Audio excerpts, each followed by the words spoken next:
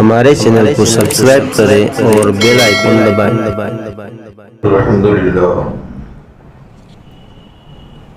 الحمدللہ کفا وسلام علی عباده الذین اصطفى اما بعد فاعوذ باللہ من الشیطان الرجیم بسم اللہ الرحمن الرحیم قل لا اسألكم علیہ اجرا الا المودة فی القربى صدق اللہ مولانا العلی العظیم وبلغنا رسولہ النبی الامین المتین الکریم۔ معزز محترم سامعین کرام، السلام علیکم ورحمۃ اللہ وبرکاتہ۔ وعلیکم السلام ورحمۃ اللہ وبرکاتہ۔ ان اللہ وملائکتہ یصلون علی النبی یا ایھا الذین آمنوا صلوا علیہ وسلموا تسلیما۔ اللهم صل علی سیدنا ونبینا مولانا محمد وعلی آلہ واصحابہ وبارک وسلم۔ صلاة وسلاما علیک یا سیدی یا رسول اللہ صلی اللہ تعالی علیہ وسلم۔ حضرت گرامی، آج سے تقریباً 1500 سال پہلے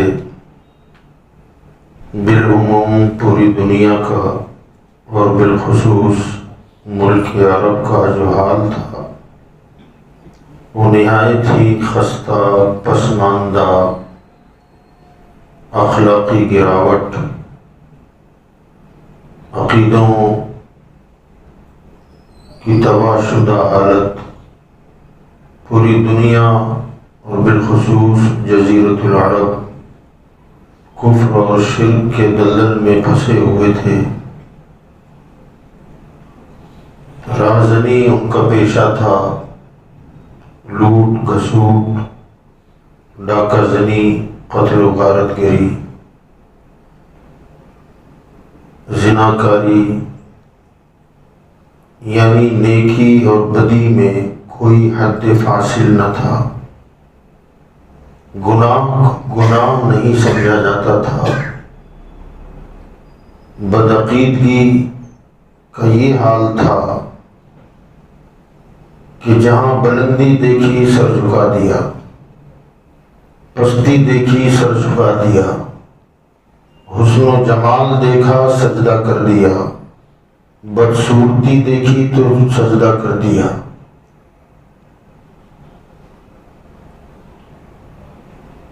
اس پسماندگی کے دور میں اللہ تعالیٰ نے عالم انسانیت پر کرم کی بارش فرمائی اور آمنہ کے لال کو مکہ کی سرزمین پر مبعوث فرمایا۔ ایک دوسرے کے جانی دشمن، بھائی چارے کا کوئی تصور نہیں، ایسے ماحول میں ہمارے آقا صلی اللہ علیہ وسلم دنیا میں تشریف لائے، اعلان نبوت فرمایا،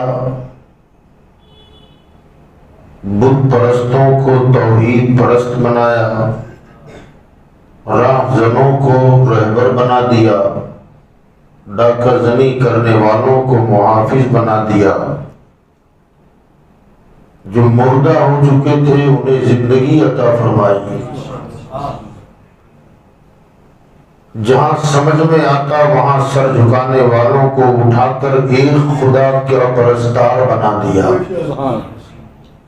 جہنم کے دہانے پر پہنچنے والوں کو کمر پکڑ پکڑ کے جنت کے راستے کا مسافر بنا دیا۔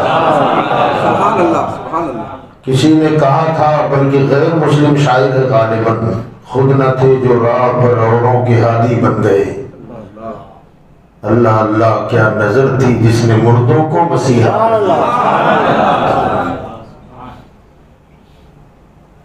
ایک دوسرے کے جانی دشمن، قتل و غارت گری۔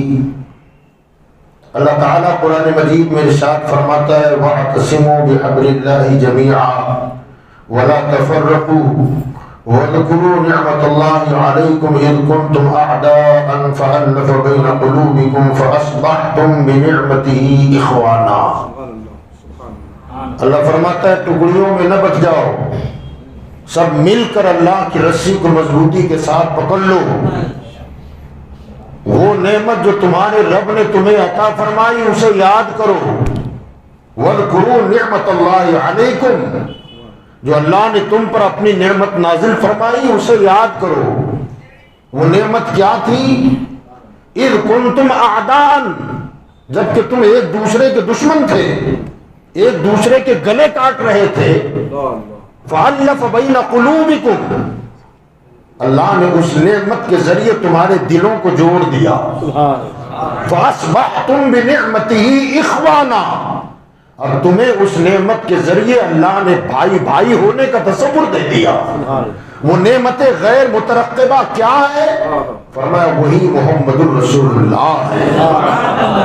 دنیا بھٹک رہی تھی، قعر مذلت میں گری ہوئی تھی، سجدے آوارہ ہو رہے تھے۔ ایسے ماحول میں ہمارے آقا صلی اللہ علیہ وسلم نے اللہ کا ایک در انسانیت کو دکھایا۔ جو خالی ہاتھ تھے ان کے ہاتھوں میں قرآن عطا کر دیا، صراط مستقیم کا مسافر بنا دیا، کلمے کی دولت سے مالا مال کر دیا، وحدانیت کو ماننے والا توحید پرست بنا دیا۔ اب ایسے ماحول میں جن لوگوں کو ہدایت کا راستہ ملا، سچائی کا راستہ ملا، توحید پرستی کا سبق ملا، جنہیں کلمہ ملا، جنہیں قرآن ملا، رحمان کی معرفت ملی، وہ لوگ سوچنے لگے اب انقلاب برپا ہو گیا ہے، اب حالات بدل گئے ہیں، دلوں میں تمنائیں انگڑائیاں لے رہی ہیں کہ اپنے آقا کا احسان کیسے اتاریں، اپنے آقا کو ہم اس احسان کے بدلے میں کیا دیں کہ جس نے ہم بھٹکے ہوئوں کو صراط مستقیم عطا کیا ہے، جہنم میں جانے والوں کو جنت کے راستے کا مسافر بنا دیا ہے، ہمارے سجدوں کی آوارگی سے بچا کر ہمیں ایک خدا کے بارگاہ میں جھکنے والا بنا دیا ہے۔ اللہ کے رسول کی بارگاہ میں عرض کرتے ہیں یا رسول اللہ، یہ کائنات کی نعمتیں ہمیں ملی ہیں، آپ کے صدقے میں ملی ہے، کلمے کی نعمت ملی ہے، آپ کے صدقے میں ملی ہے، قرآن کی دولت ملی ہے، آپ کے صدقے میں ملی ہے، رحمان کی معرفت ملی ہے، یہ آپ کے صدقے میں ملی ہے۔ یا رسول اللہ ہم دیں تو آخر اس کا بدلہ کیا دیں؟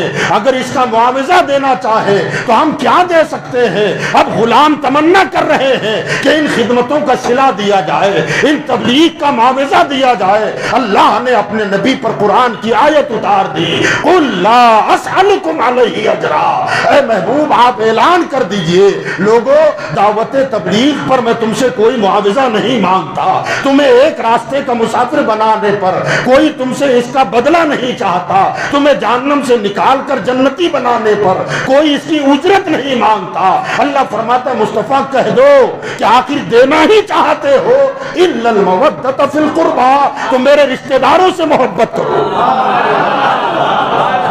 اگر کچھ دینا چاہتے ہو تو میری قرابت داروں سے عقیدت و مودت کا اظہار کرو، ان سے محبت کرو۔ حضرات گرامی، یہ دماغ خود مصطفیٰ نے نہیں فرمایا، اللہ نے قل کہہ کے کہلوایا۔ خود حضور نے نہیں کہا میری آل سے محبت کرنا، حسن و حسین سے محبت کرنا، فاطمہ و علی سے محبت کرنا، نہ، اللہ فرماتا قل، مصطفیٰ تم کہو میں کہتا ہوں، تمہارا رب کہہ رہا ہے کہ میری اہل بیت سے محبت کرو۔ اور یہاں قابل غور بات یہ ہے کہ مودت کا معنی اِلَّا الْمَوَدَّةَ فِي الْقُرْبَى، میرے قرابت داروں سے محبت کرنا۔ مودت کا معنی محبت ہے، جبکہ لفظ محبت بھی عربی ہے، سبحان اللہ، یہ سوچنے والی بات ہے۔ سبحان اللہ، لفظ محبت بھی عربی لفظ ہے اور مودت بھی عربی ہے۔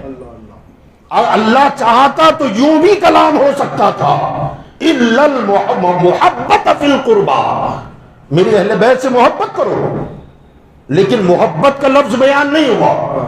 مفسرین فرماتے مودت کیوں بیان ہوا ہے، محبت کو کیوں درگزر کر دیا گیا جبکہ مطلب وہی ہے؟ محبت کہتے تو کیا ہوتا، مودت کیوں کہا گیا؟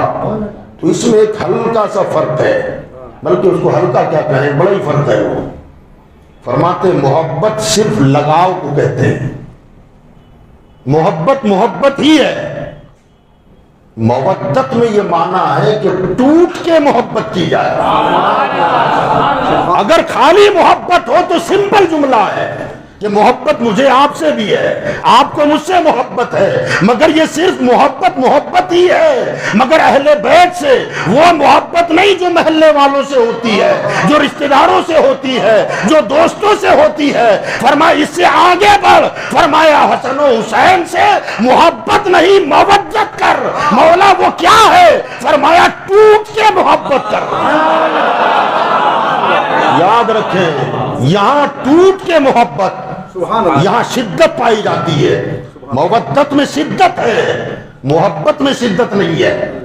मवद्दत फरमाया कि टूट के मोहब्बत करना है और शिद्दत के साथ मोहब्बत करना है। अब मैं आपसे सवाल करता हूं, हमें अहले बैत से मोहब्बत है?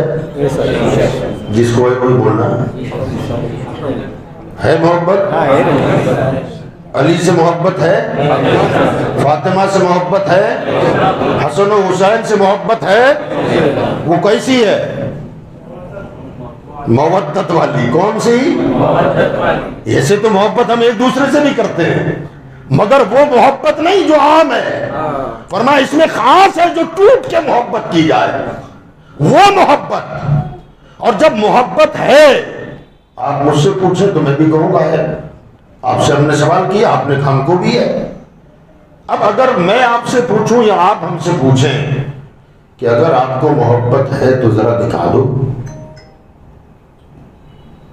उसका रंग कैसा होता है, उसकी शक्ल कैसी है, उसकी सूरत कैसी है, तो न मैं दिखा पाऊंगा ना आप, बल्कि दुनिया का कोई इंसान मोहब्बत को दिखा नहीं सकता, क्योंकि वो दिखाई जाने वाली चीज नहीं है, वो महसूस होती है, वो महसूसात में से है।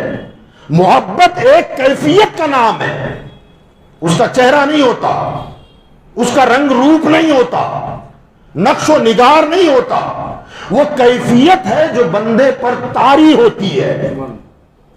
जैसे भूख लगती है,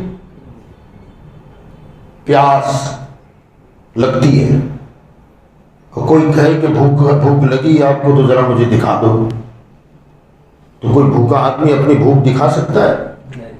वो तारी होती है, कैफियत है।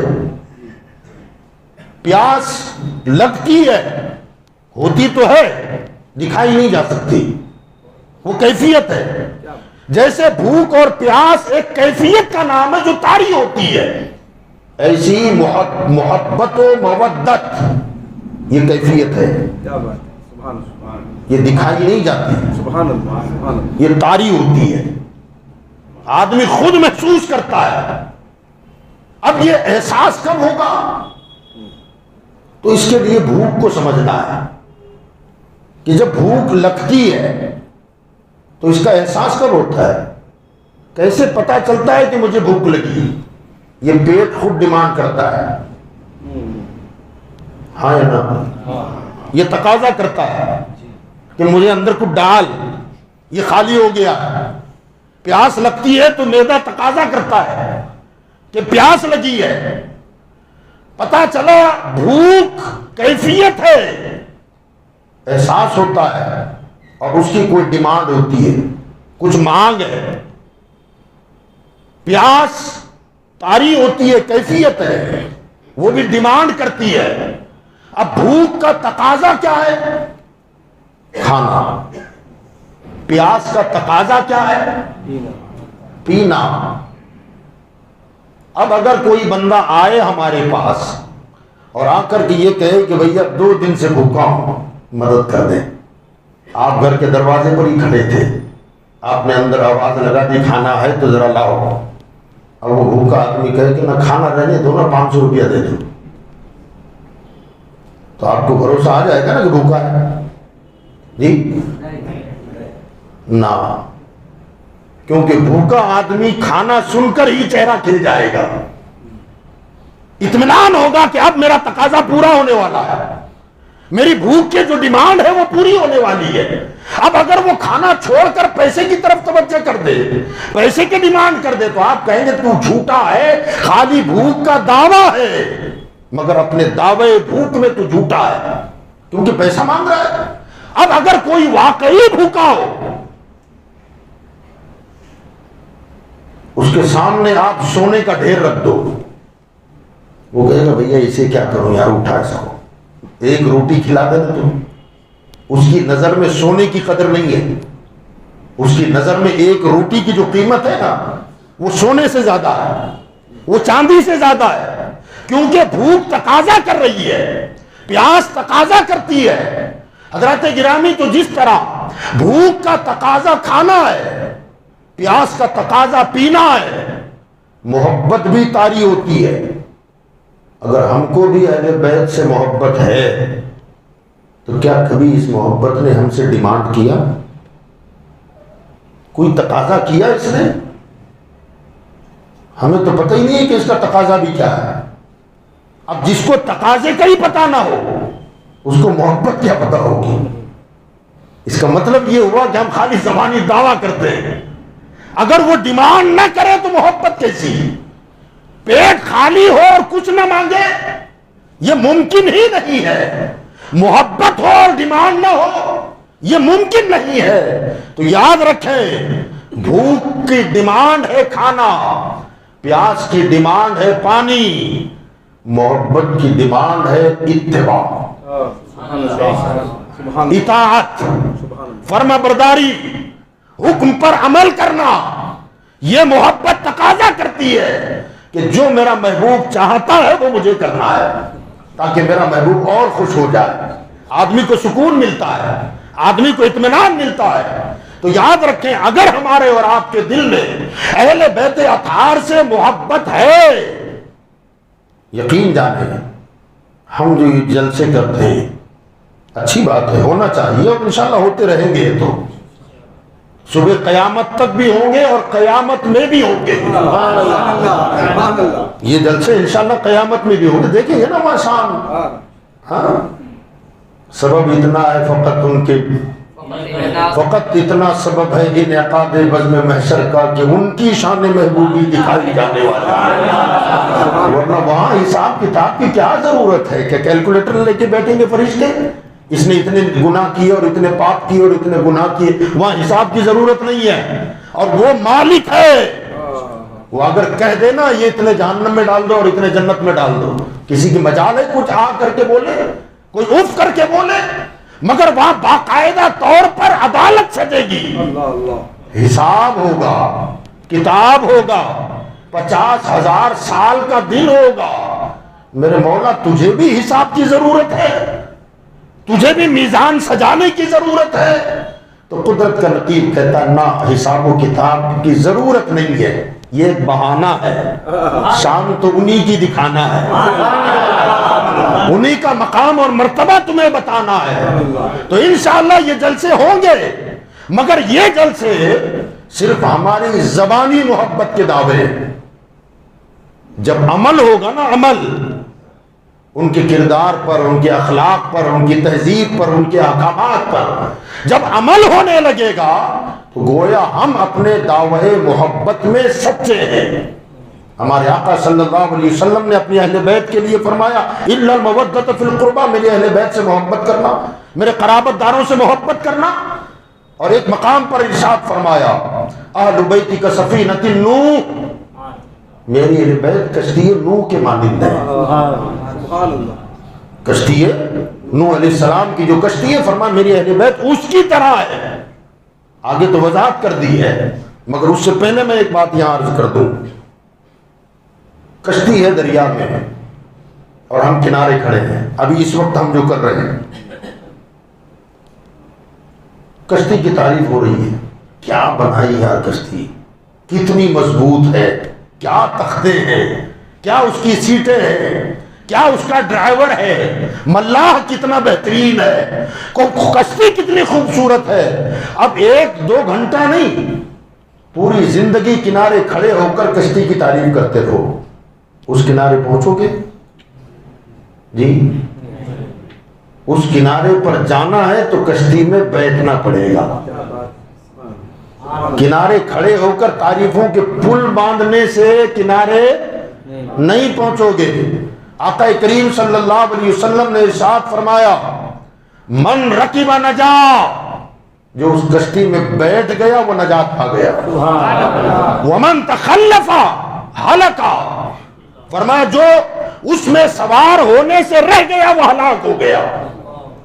فرمایا جب تک کشتی میں نہ بیٹھو گے تب تک نجات کے کنارے پر نہیں جا سکتے، کشتی میں بیٹھنا پڑے گا.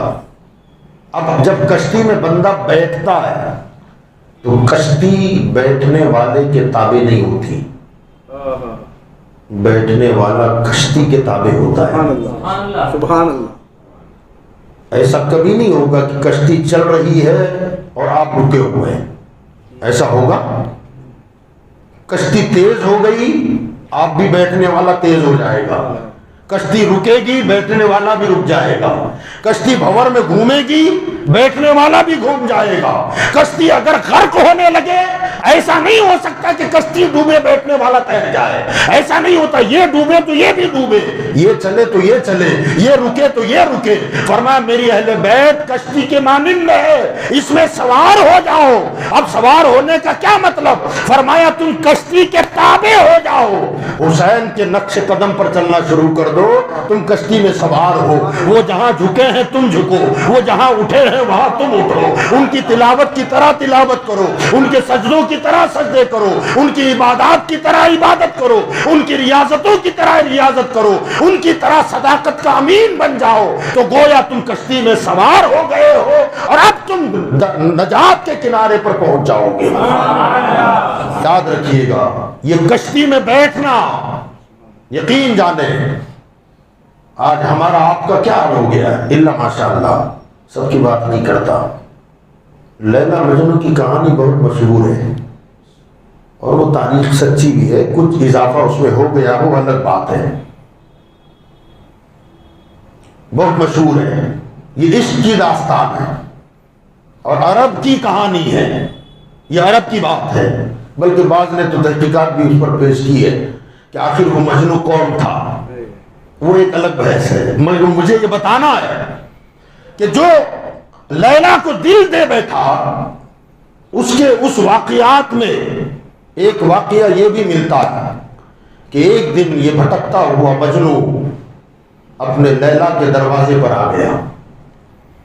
پورے زمانے میں مشہور تھی یہ داستان کہ ایک عاشق ہے، ایک دیوانہ ہے، نہ جسے کھانے کا ہوش نہ پینے کا ہوش، بس دل دے بیٹھا ہے. وہ آیا ہے آج لیلا کے دروازے پر، تو مجنو کو دیکھنے لوگ آنے لگے کہ آخر یہ مجنو ہے کیسا. اب ایک کے بعد دیگر جب لوگ جمع ہوئے نا تو سینکڑوں کی تعداد ہو گئی کہ مجنو ہے کون. اب لیلا جس گھر میں رہتی تھی، لیلا کو پتا چلا کہ باہر مجنو آیا ہوا ہے. اس نے اپنی خادمہ کو بلایا اور بلا کر کے کہا کہ مجنو آیا ہے باہر، نہ کھانے کا ہوش رہتا ہے نہ پینے کا ہوش ہوتا ہے، کچھ حلوہ گھر میں رکھا ہوا ہے، اسے ایک برتن میں لے جا، بھوکا ہوگا اسے کھلا دے. اب اس نے اپنے برتن میں حلوہ لیا اور حلوہ لے کر جیسے دروازے کے باہر آئی، اس نے بھی کبھی مجنو کو دیکھا نہیں تھا. وہاں ایک نہیں سینکڑوں ہیں، پورا میدان بھرا ہوا ہے. اس نے سوچا اس میں مجنو کون ہے، دیوانہ کون ہے، محبت کرنے والا کون. تو اس نے برجستہ پوچھا مجنو کون. اب ہاتھ میں برتن ہے اور اس میں حلوہ ہے. جتنے تھے ہر کوئی کہہ رہا ہے میں مجنو میں مجنو میں مجنو. اب یہ سوچنے لگی کہ میں نے تو سنا تھا لیلا کا مجنو ایک ہی ہے اور یہاں تو میدان بھرا ہوا ہے. اب اس نے سوچا حلوہ کم ہے، اتنے مجنو ہے. بہرحال اس نے سب کے ہتھیلی پر تھوڑا تھوڑا رکھ دیا. اندر گئی اپنی لیلا سے کہنے لگی کہ لیلا ہم تو سمجھتے تھے کہ مجنو کو ایک ہی ہے، مگر آپ کے مجنو تو سینکڑوں ہیں. تو لیلا بولی کہ نہ، مجنو تو ایک ہی ہے. وہ جتنے تھے دعوے دار تھے، دعوے کر رہے تھے سر اٹھا اٹھا کے، ہاتھ بلند کر کر کے. فرمایا دیکھنا چاہتی ہے واقعی مجنو کو؟ تو کہاں دیکھنا چاہتی ہو؟ فرمایا وہی پلیٹ لا، اس میں چھری رکھ، اس پر کپڑا ڈھانپ دے، واپس جا اور پوچھ کہ جو مجنو ہے وہ سامنے آئے. آج لیلا نے اپنے مجنو کے جسم کے گوشت کا ٹکڑا مانگا ہے، اپنے گوشت کو کاٹ کے پلیٹ میں رکھنا ہے، لیلا مانگ رہی ہے۔ اب یہ جب آئی سرپوش ڈھکا ہوا ہے برتن پر، اور آنے کے بعد اب سب کی نگاہیں دروازے پر ہی ہے، کیونکہ حلوہ کھا کے عادت بگڑی ہے۔ اب جیسے ہی وہ آئی، انہوں نے سمجھا کہ مٹھائی کے بعد کوئی نمکین ہوگا، تو کہا مجنو کون ہے؟ اب سب کے ہاتھ اٹھ رہے ہیں، میں مجنو میں مجنو میں مجنو۔ اس نے کپڑا ہٹایا، چھرا نکالا، کہا آج لیلا کو مجنو کے گوشت کا ٹکڑا چاہیے، آؤ آگے۔ آئے گا، ادھر سے وہ کھسکا، ادھر سے وہ کھسکا، ادھر سے وہ کھسکا، سارا میدان خالی ہو گیا۔ جو سچا تھا وہ کھڑا ہے، آگے بڑھا، لاچ گئی، میں مجنو۔ کہ اس نے بتایا ہے کہ بدن کے کون سے حصے کا گوشت چاہیے؟ تو کہا نہ، یہ نہیں بتایا کہ کس حصے کا گوشت چاہیے۔ کہ پوچھ کے آؤں؟ کرنا، بدن کے ہر حصے کی ایک ایک بوٹی رکھ دیتا ہوں، جو پسند آئے گا اسے بہتر ہے۔ اب جیسے ہاتھ میں چھری لے کر گوشت کا تکا کاٹا، وہ بے ہوش ہو کے زمین پر گر پڑی۔ کچھ لوگ خیر خواہ آئے، اسے اٹھایا، اسے بچا لیا۔ اب آخر میں یہ اس کی جب آنکھ کھلی، وہ کہنے لگی کہ اب سمجھ میں آیا کہ دعوے دار سینکڑوں تھے اور سچا محبت کرنے والا ایک ہی ہے۔ آج حسین کی سبیل ہے نا، اچھی لگتی ہے ہم کو، انجوائے ہوتا ہے، اچھا لگتا ہے، نعرے لگاتے اچھا لگتا ہے۔ یاد رکھو، حقیقت میں سچا محبت کرنے والا کون؟ جو اہل بیت کے نقش کفے پا کے مطابق زندگی گزارے، جو ان کی حیات طیبہ کے مطابق زندگی گزارے، وہ سچا عاشق اہل بیت کہلاتا ہے۔ کہ ہم نے نہیں سنا سیدہ فاطمہ الزہرا نے کبھی نماز قضا کی؟ حسن و حسین نے کبھی نمازیں قضا کی؟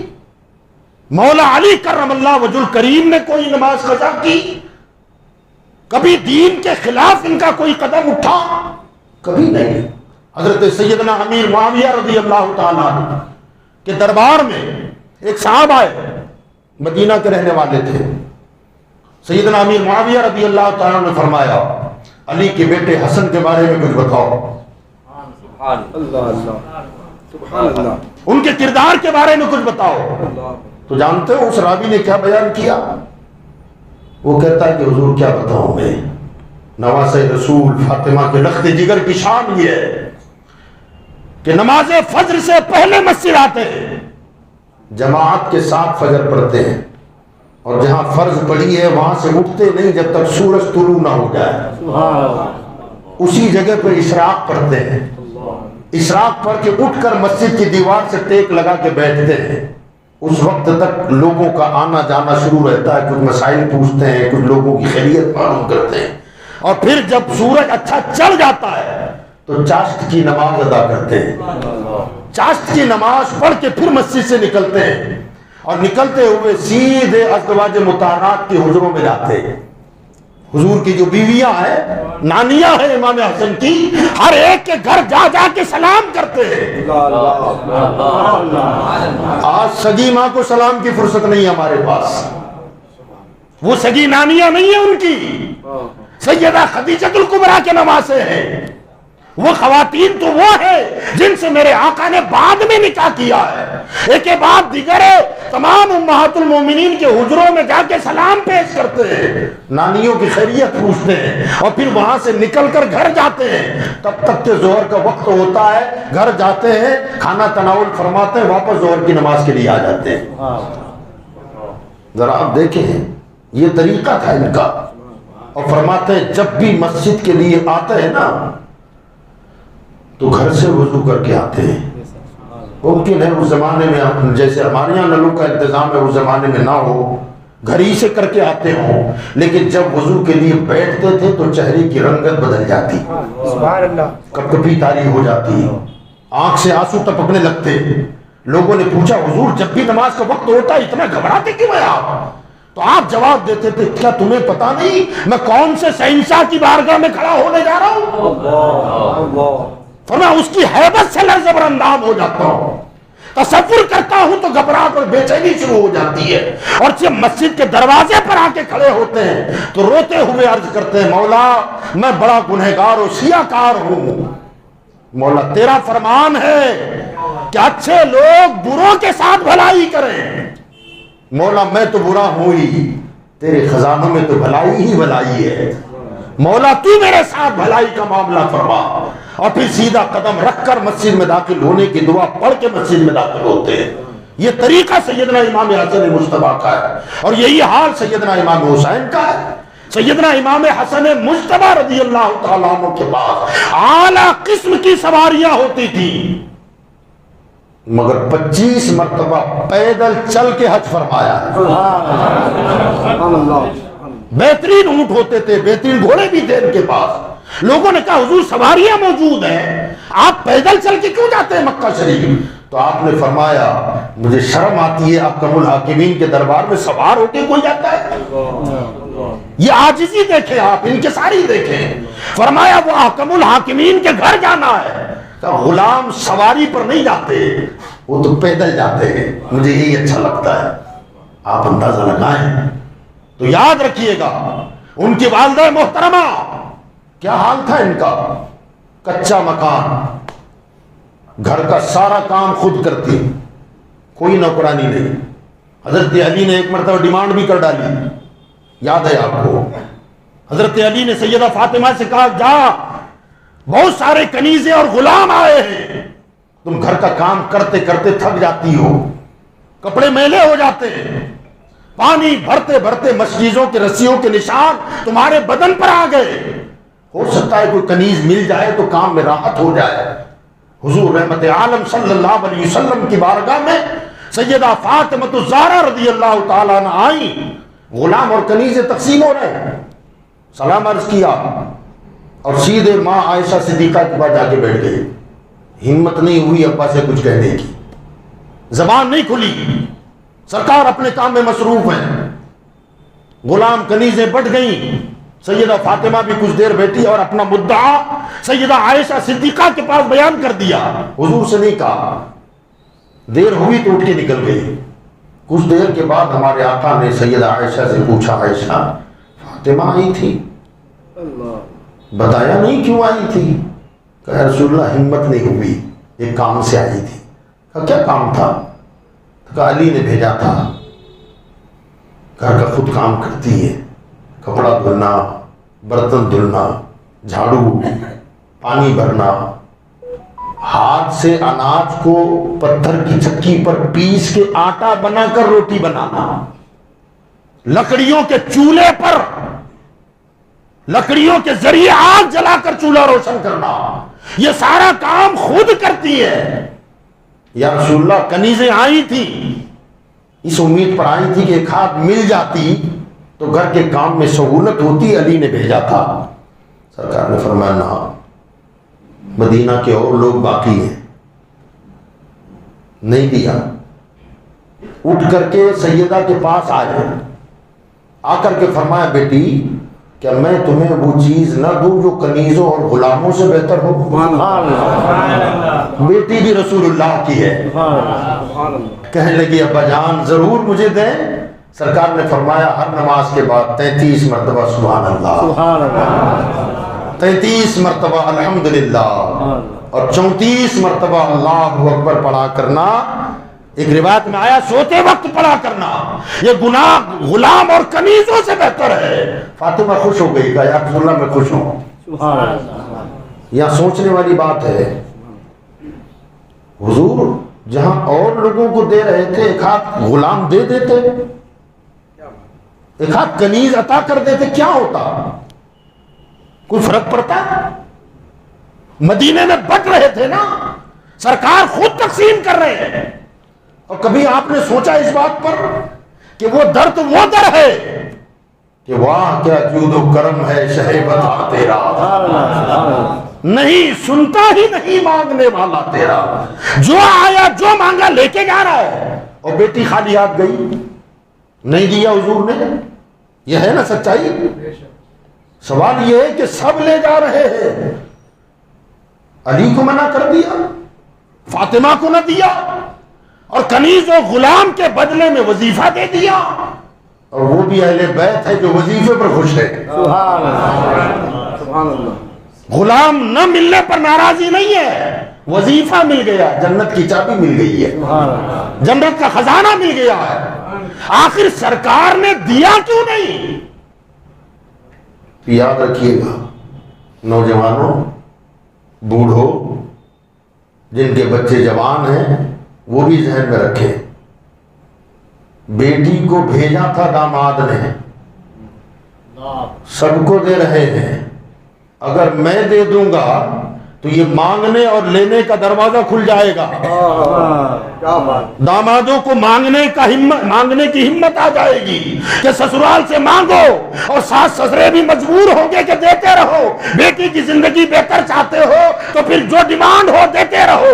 فرمایا آج ہی دروازہ بند کر دیتا ہوں کہ صبح قیامت تک بھکاری نہ بناؤں گا، تمہیں دینے والا بنانا چاہتا ہوں۔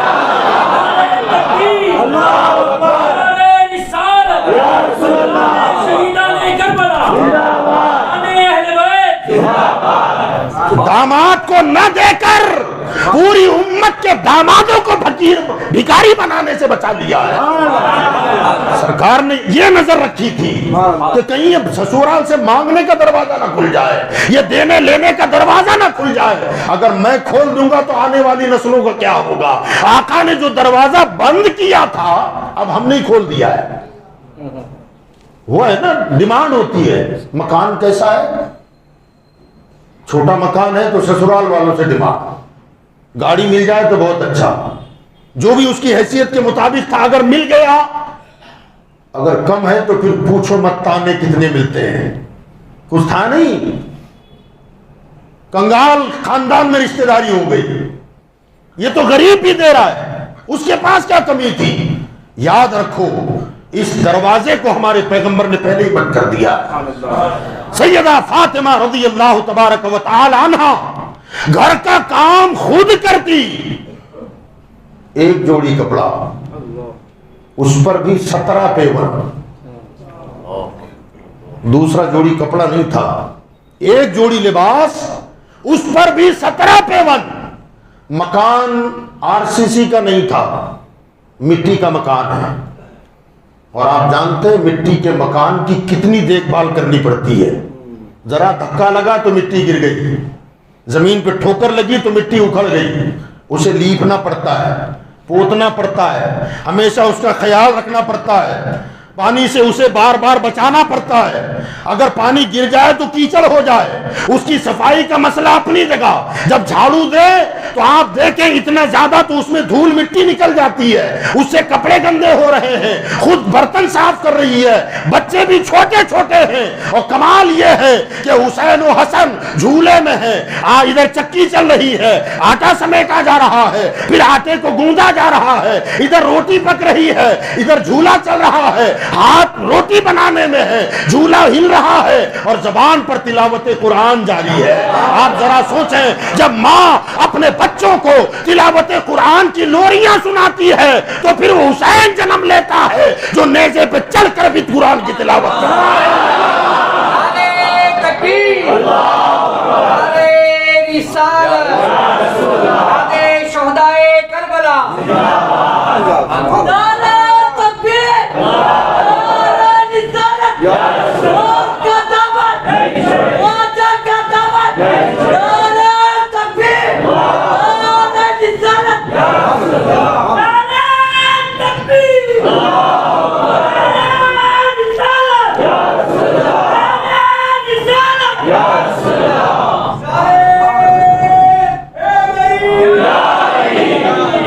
حضرات گرامی، یہ ہے اہل بیت اطہار کا طور طریقہ، خود کام کرے۔ کتنی فیسلٹیاں آج ہمارے پاس، مکان پختہ، گھر میں کچھ بنانے کی ضرورت نہیں، آٹا تیار، مسالہ پیسنے کے لیے سیل بٹے کا اہتمام ختم، بٹن دبا دو سب تیار، اور اب تو ریڈی میڈ مل رہا ہے، گھر میں بٹن دبانے کی بھی ضرورت نہیں، دکان سے لاؤ اور لا کر سیدھے بنا دو، خالی ہماری بہنیں چمچ ہلا رہی ہے، اس سے زیادہ کچھ نہیں۔ کپڑوں کی وہ حالت کہ سوچنا پڑتا ہے آج کون سا پہنے۔ درجنوں لباس اللہ نے ہم کو عطا کیے، پختہ مکان ہم کو عطا کیے، ہر اعتبار کی سہولت ہمارے پاس ہے، وہاں ایک جوڑی کپڑا ہے۔ کبھی فاطمہ نے نہیں کہا بچے چھوٹے ہیں اور کپڑے گندے ہو جاتے ہیں، میں نماز کے قابل نہیں رہتی، کبھی ہوا ایسا؟ کبھی نہیں۔ ان کی راتیں عبادت میں گزرتی تھی، قیام اور سجدوں میں گزرتی، پورا دن گھر کا کام بھی ہو رہا ہے، قرآن کی تلاوت بھی ہو رہی ہے، بچوں کی نگرانی بھی ہو رہی ہے، قرآن کی تلاوت بھی ہو رہی ہے۔ اب یہ معاملات اہل بیت اطہار کے گھر کے تھے، اب جو عبادت و ریاضت اور تلاوت و ذکر و اذکار کے سائے میں بچے بڑے ہوں، وہ حسن و حسین نہیں ہوں گے تو کون ہوں گے یار؟ ہاں؟ جس کی ماں ایسی ہو، یقین جانے آج تو ہر جگہ نل ہے نا، باتھ روم میں نل، واش بیسنگ الگ، کچن میں دو دو نل الگ الگ ٹائپ کے۔ اب تو وہ نکلا ہے جدھر برتن گھما ادھر نل گھومتا ہے۔ اب وہ تماشا نکلا کہ اب نل چالو کرنے کی ضرورت نہیں ہے، سینسر لگا ہوا ہے، ہاتھ رکھو پانی اسٹارٹ، ہاتھ ہٹا دو پانی بند۔ اتنی سہولت۔ سیدہ فاطمہ کو نہروں سے پانی لانا پڑتا تھا، کنویں پہ جا کے پانی لانا پڑتا تھا، رسیوں کے نشان جسم پر امڑ آئے، مگر جب جاتی تھی نا تو کیا حالت تھی؟ ایک چادر، ایک جوڑی کپڑا، اس پر بھی 17 پیون۔ جب نکلتی تھی تو حال یہ تھا کہ جس کا آنچل نہ دیکھا مہو مہر نے، پردے کا یہ عالم کہ جن کے سر کا بال بھی کسی غیر محرم نے نہیں دیکھا۔ اب ذرا سوچیں، آج حال یہ ہے کہ آج کپڑا پہنے کون سا وہ سمجھ میں نہیں آتا ہے، مگر انہوں نے کبھی بے پردگی اپنے آپ کی ہونے نہیں دی، باحیا تھی، باغیرت تھی۔ سبحان اللہ۔ ایک مرتبہ صحابہ میں حضور صلی اللہ علیہ وسلم نے سوال کر ڈالا کہ عورت کے لیے سب سے بہترین چیز کیا ہے؟ صحابہ سمجھے پریشان ہو گئے کہ کیا جواب دیں۔ حضرت علی المرتضیٰ چپکے سے کھسک گئے اور سیدھے سیدہ فاطمہ کے پاس گئے، کہا حضور نے سوال کر ڈالا ہے، کسی کے کچھ سمجھ میں نہیں آ رہا کہ عورت کے لیے سب سے بہتر چیز کیا ہے۔ سیدہ فاطمہ مسکرائی اور فرمایا کہ آپ جواب دے دو کہ سب سے بہتر چیز یہ ہے کہ وہ خاتون کسی غیر مرد کو نہ دیکھے، اور کوئی غیر مرد اس عورت کو نہ دیکھے، اس سے بہتر کوئی چیز نہیں ہے۔ حضرت علی المرتضیٰ چپکے سے آ کے بیٹھ گئے، سرکار نے پھر اس سوال کو دہرایا، حضرت علی نے ہاتھ اٹھا دیا، کہا بتاؤ، آپ نے جواب دیا عورت کے لیے سب سے بہتر چیز یہ ہے کہ وہ کسی غیر محرم کو نہ دیکھے اور اسے کوئی غیر محرم نہ دیکھے۔ سرکار نے ہاتھ اٹھا دیا، اللہ فاطمہ کو سلامت رکھے۔ سبحان اللہ، کیا جواب دیا بیٹی نے، اور سرکار اور کوئی غیب کیا، تم سے نہا ہو بھلا جب نہ خدا ہی چھپا، تم پہ کرو درود۔ تو حضرات گرامی یاد رکھیں، محبت کیا ہے؟ ہم جن سے وہاں تو مودت کا تقاضا ہے نا، خالی ہماری تو جو محبت ہوتی ہے، محبت آپ دیکھیں نا، میں سمجھتا ہوں یہ تقریباً سب کے ساتھ ہوتا ہوگا، ہمارے ساتھ بھی ہوتا ہے، آپ کے ساتھ بھی ہوتا ہوگا۔ کسی فنکشن میں جانا ہے، شادی ہے، کوئی منگنی ہے یا کوئی اور پروگرام ہے، آپ نے کباڑ کھول دیا، نہا دھو کے فریش ہو گئے، کباڑ کھولا، آپ نے دیکھا کون سا نکالا، آپ کو سمجھ میں آئے یہ نکال کے جانا ہے، اتنے میں وہ آ گئے جن سے آپ کو محبت ہے، وہ کہتے ہیں نا یہ پہنیں گے، ہاں نہ یہ نہیں، یہ نکالیے، بہت جمتا ہے آپ کو، ایمانداری سے بولو کون سا پہن کے جاؤ گے؟ وہی نا جو انہوں نے پسند کیا، کیونکہ محبت ہے، لگاؤ ہے۔ اب یہاں میں خالی بیوی کی بات نہیں کرتا، اس میں بچے بھی ہو سکتے ہیں، اس میں ماں بھی ہو سکتی ہے، بیٹا یہ نہیں یہ پہن، یہ بہت اچھا لگتا ہے تجھے، بہت جمتا ہے تجھ پر۔ اب آدمی وہی لباس پہن کے جائے گا، اور میں سمجھتا ہوں جب تک وہ لباس اترے گا نہیں نا، 50 مرتبہ خیال آئے گا دماغ میں کسی کو اچھا لگے نہ لگے، جو مجھ سے محبت کرتا ہے اسے اچھا لگتا ہے، سبحان اللہ میں جس سے محبت کرتا ہوں اسے اچھا لگتا ہے بس۔ اب اگر شادی میں یا فنکشن میں کوئی یہ کہہ دینا یار کیا جم نہیں رہا یار تجھے، یہ کیوں پہنا ہے، مانے گا اس کے آدمی؟ اگر تجھے دکھانا ہی کہاں ہے، مجھے تو اسے دکھانا ہے جس سے میں محبت کرتا ہوں۔ میرے بھائیو یاد رکھو، اہل بیت سے مودت کرنی ہے۔ اب اہل بیت کے بیت اطہار میں مرد بھی ہیں اور عورتیں بھی ہیں۔ اب ہمارا مجمع چونکہ مردوں کا ہے، علی سے پوچھو نا لباس کون سا اچھا لگتا ہے آپ کو، حسن و حسین سے پوچھو نا چہرہ آپ کو کیسا اچھا لگتا ہے، کلین شرٹ اچھا لگتا ہے یا داڑھی بڑھ جائے وہ اچھا لگتا ہے، ننگا سر ہونا اچھا لگتا ہے یا سر پہ عمامہ اور ٹوپی رکھنا اچھا لگتا ہے، آپ کو اسلامی لباس پسند ہے یا یہود و نصارہ کا لباس پسند ہے، جو انہیں پسند ہے وہ کر کے دکھا دو تو محبت میں سچے ہو، یہ محبت ہے۔ اور اگر وہ نہیں ہے تو پھر خالی دعوی محبت ہے۔ اور یاد رکھیے گا یہاں برسبیل تذکرہ میں ایک اور بات عرض کر دوں، آپ وہ نہیں ہیں مگر ان سے ملنے جلنے والے ہوں گے۔ ہوتا یہ ہے کہ محبت بڑی گہری ہوتی ہے اور محبت میں آدمی حد سے تجاوز کر جاتا ہے۔ ظاہر بات ہے اگر محبت ہے تو یہاں یہ دیکھا جاتا ہے کہ محبوب کو کیا چیز پسند ہے اور کیا ناپسند، یہ خاص خیال رکھا جاتا ہے۔ ایک مثال دے دوں آپ کو میں، سب کسی نہ کسی پیر کے مرید ہیں، ہاتھ اٹھا کون کون مرید ہے؟ سب مرید ہیں، ماشاءاللہ، اللہ ہماری ان نسبتوں کو سلامت رکھے۔ آپ کے پیر صاحب آ گئے، آپ نے گھر میں دعوت دی، نیا گھر بنایا تھا آپ نے، ایئر کنڈیشن سینٹرل اے سی لگایا، پیر صاحب آنے والے ہیں، بڑے خوش ہو گئے، آپ کی دعوت قبول ہو گئی میری، حضرت تشریف لائیں گے، دعا کریں گے۔ اب وہ آ رہے ہیں اور آنے سے پہلے انہوں نے کہا کہ بیٹا مجھے بخار ہے، پنکھا بھی مت چلانا۔ اب وہ آئے تو آپ نے گدا ودا سجا دیا، کہا میرا پیر آ رہا ہے، سینٹرل اے سی چالو کرو، اے سی چلا دیا۔ ایمانداری سے بولو، پیر خوش ہوں گے کہ ناراض؟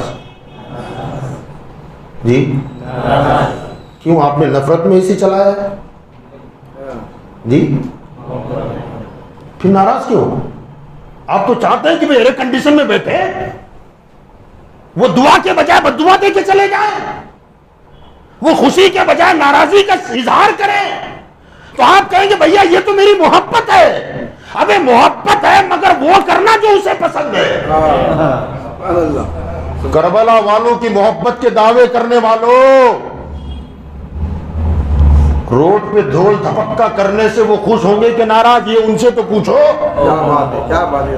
میں یہ نہیں کہتا کہ آپ کربلا والوں کی دشمنی میں باجا بجا رہے ہو، ان سے اختلاف کی بنیاد پر باجا بجا رہے ہو، ان کے اختلاف کی بنیاد پر عورتوں مردوں کا ملا کر جلوس نکال رہے ہو، تماشے دکھا رہے ہو۔ آپ کا دعویٰ یہی ہے کہ کربلا والوں کی محبت، یا حسین کے نعرے لگا رہے ہو، تو اپنے محبوب سے بھی تو پوچھو، او کربلا میں سر کٹانے والوں، کیا تمہیں یہ میرا تماشا پسند ہے یا نہیں ہے؟ اگر وہ کہتے کہ یہ تیرا ناچنا پسند ہے، یہ گانا پسند ہے، یہ ڈھول تماشا پسند ہے، تو آپ کر لیں نا، مگر کبھی توفیق ہوتی ہے کہ یہ پوچھیں؟ میرے بھائیوں ذرا سوچیں، حسن و حسین کے نکاح بھی ہوئے ہیں، ان کے شادی میں باجا نہیں بجا، آج ان کی شہادت پہ باجا بج رہا ہے۔ ان کی شادی میں کسی نے اچھل کود نہیں کیا، ان کی شہادت پر جوان بیٹے کٹ گئے، دودھ پیتے علی اصغر کا گلا حلق سے الگ کر دیا، گھر سے جدا کر دیا گیا، پیاسے تڑپائے گئے، اور آج ہم عورت مرد بن سمر کر روڈوں پہ نکل رہے ہیں، تماشے کر رہے ہیں۔ ذرا سوچو کیا یہ محبت ہے؟ بریلی والے سے پوچھو نا محبت کیا ہوتی ہے، کیا محبت ہوتی ہے؟ ایمانداری سے بولو، جس کے دل میں نبی سے محبت ہو نا، سرکار سے، وہ نور من نور اللہ ہے۔ کیا ہے؟ اللہ کے نور سے بنائے گئے، اپنے نور سے تکلیف فرمائی اللہ نے۔ اللہ قرآن میں کہتا ہے قد جاءکم من اللہ نور، وہ تصوف والی بات پھر میرے ذہن میں آ گئی۔ کسی صوفی نے کہا تھا، آپ تو شاعر ہیں اور کمال کر دیا اس نے. بہرحال ریکارڈنگ بھی ہو رہی ہے. مانتے ہیں امامہ نبی فرش پر، ہو بہو عرش پر دوسرا کون ہے؟ کمال کر دیا ہے. مگر وہ اس دنیا کے ہیں. سرکار نورم بن نور اللہ. اب اعلیٰ حضرت گئے، نماز اقدس کے سامنے کھڑے ہیں. خواب میں تو بہت دیدار کروا دیا. آقا آپ کا غلام ہندوستان سے چل کے جسم کے ساتھ آیا ہے. آقا خواب میں نہیں، بیداری میں دیدار کرنا چاہتا ہوں. بیداری میں اپنا نظارہ کرا دے. پورا دن گزر گیا، قبولیت نظر نہیں آئی. دوسرا دن گزرا، تیسرا دن ہوا تو اعلیٰ حضرت تڑپ گئے. احمد رضا خود کو دیکھ، دربار دیکھ. ہاں ادب گاہیست زیر آسماں ازہر سے نازک تر، نفس گم کر دمی آیت جنید و بایزیدی جا. احمد رضا حضرت جنید بغدادی جیسے، بایزید بستامی جیسے لوگ یہاں سانس بھی اونچی لینے کو پسند نہیں کرتے کہ کہیں بے ادبی نہ ہو جائے. اور تو نے اتنی بڑی ضد رکھ دی ہے. اپنے آپ کو دیکھ اور دربار رسالت کو دیکھ، تیری حیثیت کیا ہے؟ پھر خود ہی کہتے ہیں وہ سوئے لال ازار پھرتے ہیں، تیرے دن ہے بہار پھرتے ہیں. کوئی کیوں پوچھے تیری بات رضا، تجھ سے کتے ہزار پھرتے ہیں. اپنے آپ کو اتنا گرا دیا، اتنا گرایا کہ میرے سرکار کو عاشق کا یہ تڑپنا اپنے قبر میں برداشت نہ ہوا اور مزار انور سے مصطفیٰ باہر نکل آئے اور جاگتے کی حالت میں امام احمد رضا کو اپنا دیدار کرا دیا ہے. نعرہ تکبیر، نعرہ رسالت، مسلک اعلیٰ حضرت.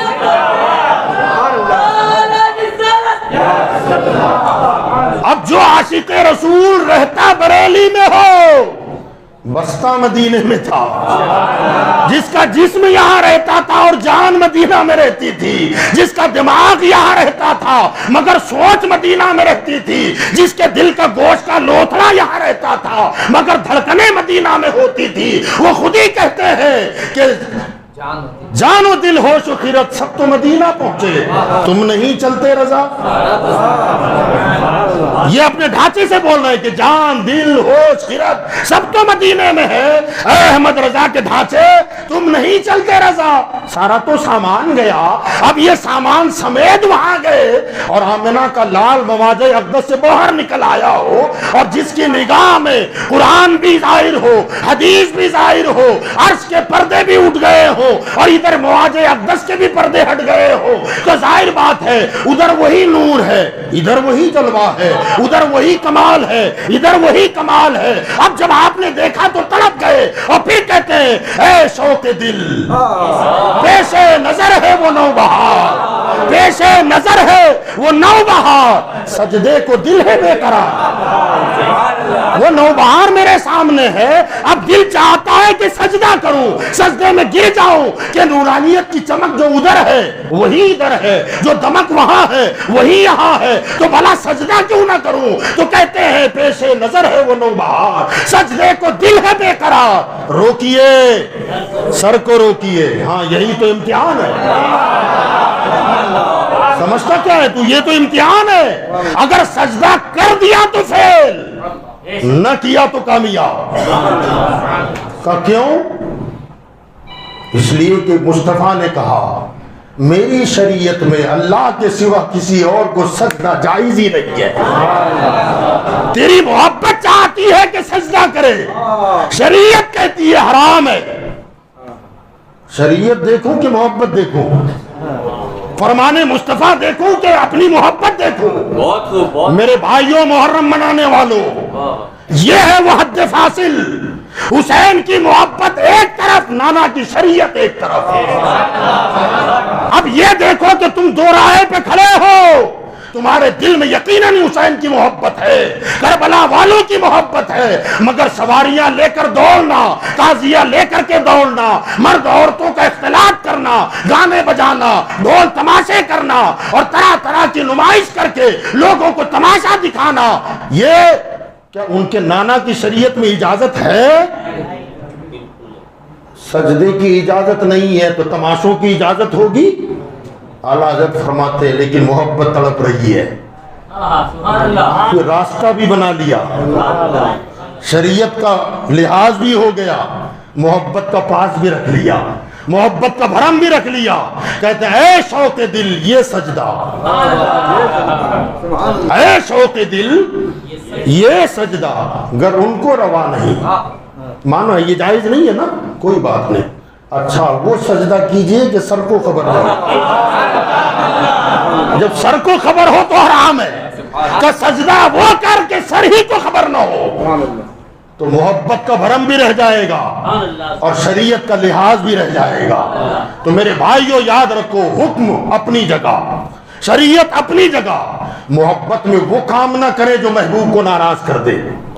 آپ محبت حسین میں کر رہے ہیں، کربلا والوں کی محبت میں کر رہے ہیں، کہیں ایسا نہ ہو کہ قیامت کے میدان میں جہاں کربلا والے آئے اور ہم ہاتھ جوڑ کے کھڑے ہو، حضور آپ کی یاد میں بڑے تڑپتے تھے، بڑی شبیریں لگائی، اور اس وقت اگر کربلا والے یہ کہتے نادان محبت میں کیا کر ڈالا؟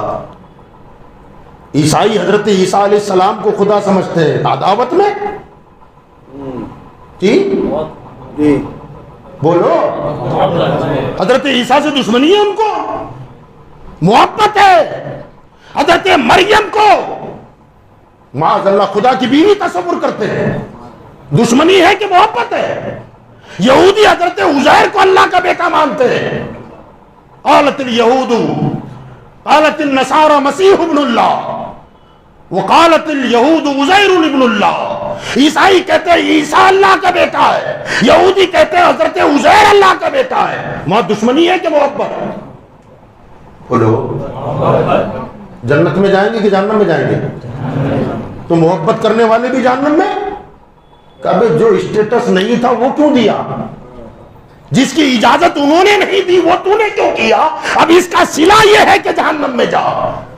کربلا والے ہی ہمیں ہاتھ پکڑ پکڑ کے جنت میں لے جائیں گے، وہاں اگر یہ جھوٹی محبت کا ڈھونگ رچا کر جاؤ گے، ناچ کر گا کر نچوا کر جاؤ گے، عورتوں مردوں کے جلوس نکال کر وہاں جاؤ گے، تو وہ تمہیں جنت میں لے جانے کے بجائے لات مار مار کے جہنم میں ڈالیں گے اور کہیں گے او میرے جشن میں مرغوان کے لوگوں ہو اور مرغوان میں آ کر کے میری سیرت سننے والوں، آؤ میں تمہیں جنت میں لے جاتا ہوں، میرے نقش قدم پر چلنے کا جذبہ رکھنے والوں، آؤ تمہیں اپنے ساتھ ہم جنت میں لے جاتے ہیں۔ یاد رکھیے گا پھر وہاں یہ ہوگا، ایک میں کیا میرے عیسیٰ کی حقیقت کتنی، ایک میں کیا میرے عیسیٰ کی حقیقت کتنی، مجھ سے 100 لاکھ کو کافی ہے اشارہ تیرا، اس لیے کہ میرے آقا صلی اللہ علیہ وسلم نے فرمایا الحسن والحسین سیدہ شباب اہل الجنہ، میرا حسن و حسین جنتی جوانوں کے سردار ہیں۔